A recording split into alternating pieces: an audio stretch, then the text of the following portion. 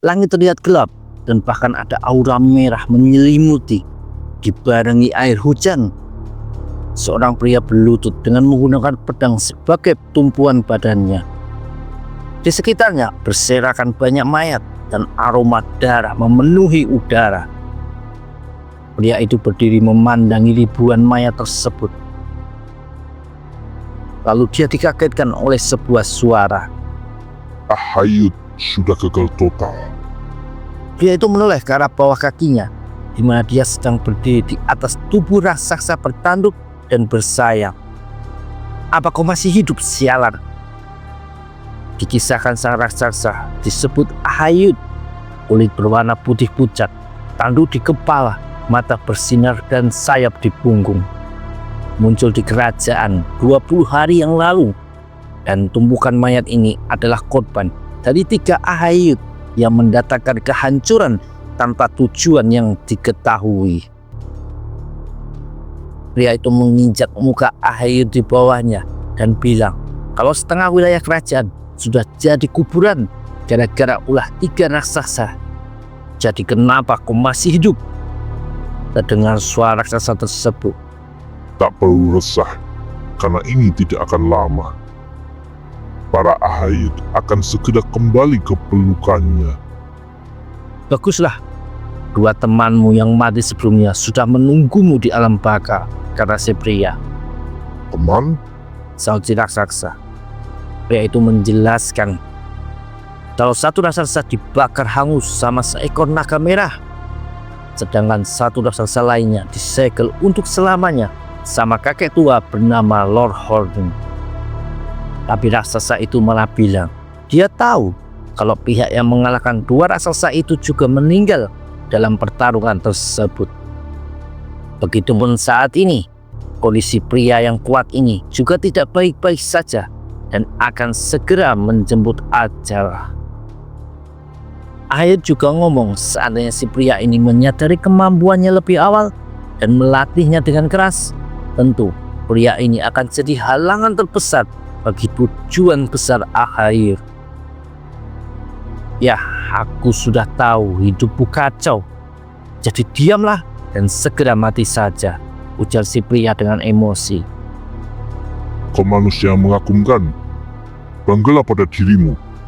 Bagaimanapun, pada akhirnya duniamu sudah lenyap, terkubur oleh cahaya bintang. Bersamaan dengan perkataan raksasa itu, lesatan pedang bergerak cepat memenggal kepala si Ahayud sampai terlempar beberapa meter di tanah.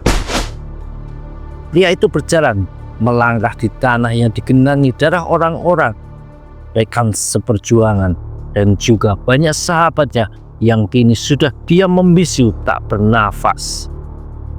Dasar bodoh, mengapa kalian terus melawan sampai mati? Padahal sudah tahu tak bisa menang, kata pria itu penuh kesedihan. Dia juga bergumam sendiri, kenapa ketika para raksasa itu cukup kuat menahan mementalkan aura dari pendekar pedang terkuat sekerajaan, tapi malah pedang miliknya yang bisa melukai para Ahayud ini.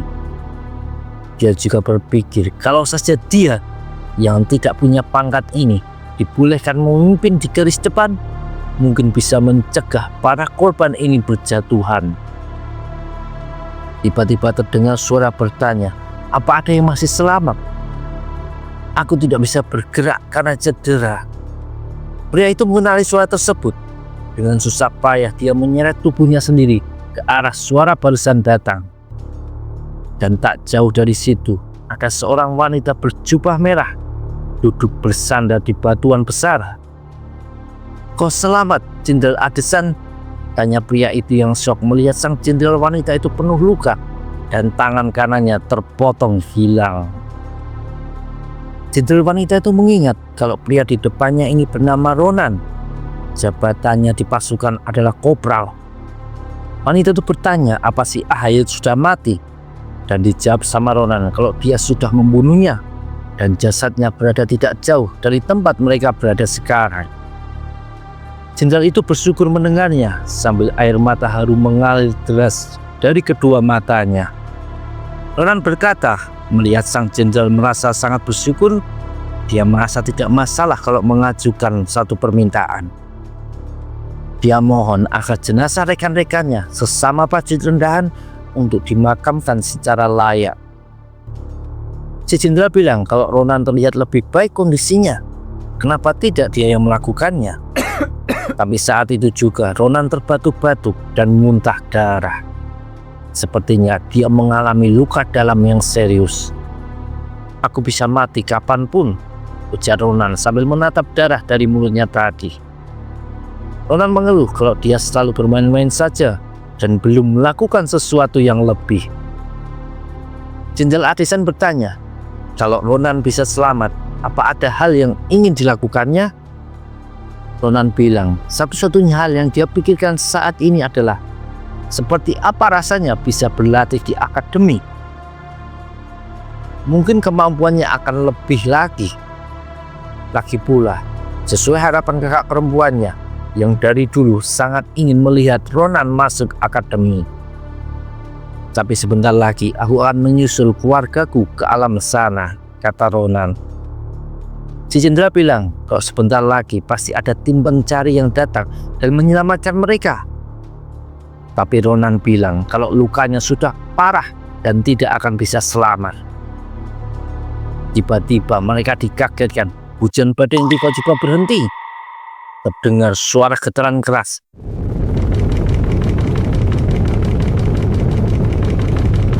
Dan keduanya dikagetkan kemunculan Ahayut bermata satu dengan 8 sayap di punggung, sedang melayang di langit menatap ke arah kedua manusia yang masih hidup ini. Disusul kedatangan para raksasa lain yang melayang di sekitar si sayap 8 tadi.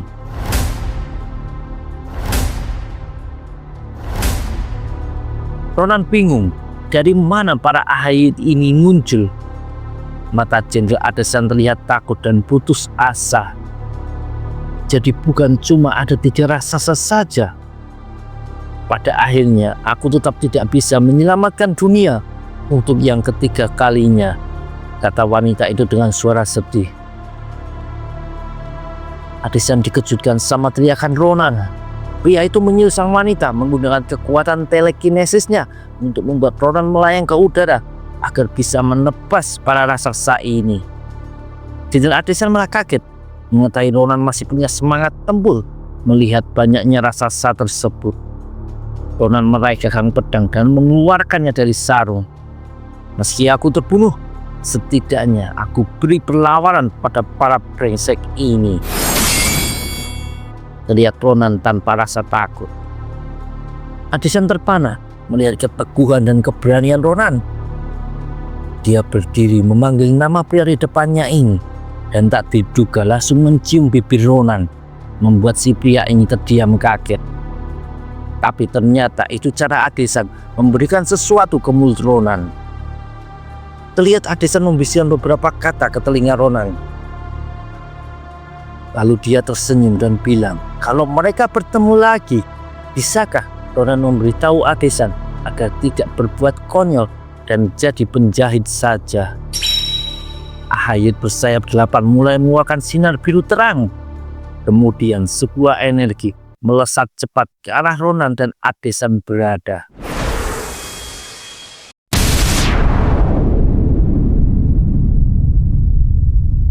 Terjadi ledakan besar. Ronan merasa terpental dan sempat kehilangan kesadaran. Kemudian dia terbangun meneriakkan nama Jenderal Addison. Tapi malah dikejutkan dengan kenyataan kalau dia berada di kampung halamannya, Ningbuteng, dalam kondisi damai, seolah tidak pernah terjadi perang melawan raksasa. Apa aku benar kembali ke masa lalu? Ronan terduduk di bawah pohon, memegangi kepalanya sambil mengingat kejadian sebelumnya saat Jenderal Addison berbisik di telinganya. Apa yang baru saja kau telan adalah sebuah kelereng yang bisa memutar balik waktu. Itulah bagaimana aku yang seorang penjahit saja bisa menapaki karir jadi seorang jenderal.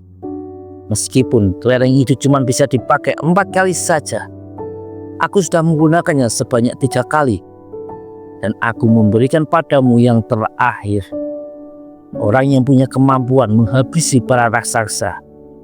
Aku yakin kaulah kunci untuk menghentikan kehancuran dunia. Jadi kau perlu mengasah kemampuan. Kau harus pergi ke Akademi Peleon. Ronan masih tidak percaya. Dia masih merasa ini cuma mimpi. Tapi dia langsung ingat, kalau benar dia kembali ke masa lalu, berarti dia bisa ketemu lagi sama kakak perempuannya. Ronan langsung berlari menuju rumahnya. Dan di tengah perjalanan dia melihat beberapa bocah sedang membuli. Ada satu bocah yang digantung terbalik, tanpa tali, tapi dengan kekuatan magis. Bahkan di kehidupan sebelumnya, orang dengan kemampuan telekinesis seperti itu jarang terlihat. Ternyata kemampuan itu datang dari bocah pendek berambut merah dengan ekspresi ketakutan yang berdiri di belakang para pembuli. Si bocah yang tergantung terbalik menangis mohon ampun dan bilang kalau dia beneran tidak punya uang karena harus membayar biaya pengobatan ibunya. Tapi malah mendapat tamparan di pipi berulang kali. Si pemimpin buli menoleh ke arah pemuda berambut pink dan menyuruhnya mengangkat si korban sampai ke puncak pohon. Tapi si rambut pink menolak dan bilang bisa saja dia salah melakukannya dan membuat bocah itu jatuh dari ketinggian dan cedera parah. Tapi si bos pembuli malah melototi si rambut pink dan memaksanya menurut atau dia akan menggantungnya juga. Bocah itu jadi ketakutan, padahal dia cuma ingin menunjukkan kekuatan magis kepada warga saja. Dia mencoba memberanikan diri agar mereka berhenti. Lalu sebuah ranting menghantam kepalanya. Meski tidak keras, tapi cukup membuatnya kaget dan hilang fokus. Si bocah yang tergantung jadi jatuh ke tanah karena hal tersebut. Si Brandera mendatangi bocah rambut pink dan mewarahinya. Tapi Ronan malah memanggil Asele, nama bocah berambut pink itu, dan bilang agar tidak menuruti para sampah di depan mereka ini. Ronan bilang ada sesuatu yang ingin dibicarakan sama Asele. Di belakangnya ada Brandela tadi yang meneriaki Ronan. Tapi Ronan tidak mempedulikannya dan malah nanya ke Asele, gimana bocah ini mempelajari kekuatan magis barusan. Ronan terkejut mendengar jawaban Asele yang mempelajari trik barusan dari buku sihir yang dibelinya dari pasar roa. Lalu terdengar suara pedang bergerak. Ronan menoleh ke belakang dan Brandela tadi sudah memegang pedang dengan sikap mengancam. Bahkan langsung menerjang maju ke arah Ronan. Dia menghindari sabetannya dengan mudah. Sepertinya meski kembali ke masa lalu, tapi kemampuan lama Ronan tidak hilang. Kemampuan yang didapat dari medan perang. Tapi si Brandela tidak sadar diri dan malah memprovokasi Ronan dengan bilang akan membunuhnya, lalu memiliki kakak perempuan Ronan yang katanya punya pantat menggoda. Ekspresi Ronan langsung berubah dan dia menyabetkan ranting kayu di tangannya dengan cepat, memotong telinga kiri si Brandela sampai lepas. Brandela jatuh berlutut mengerang kesakitan. Ronan maju dengan wajah menyeramkan, bertanya, apa bocah ini sudah ingin mati?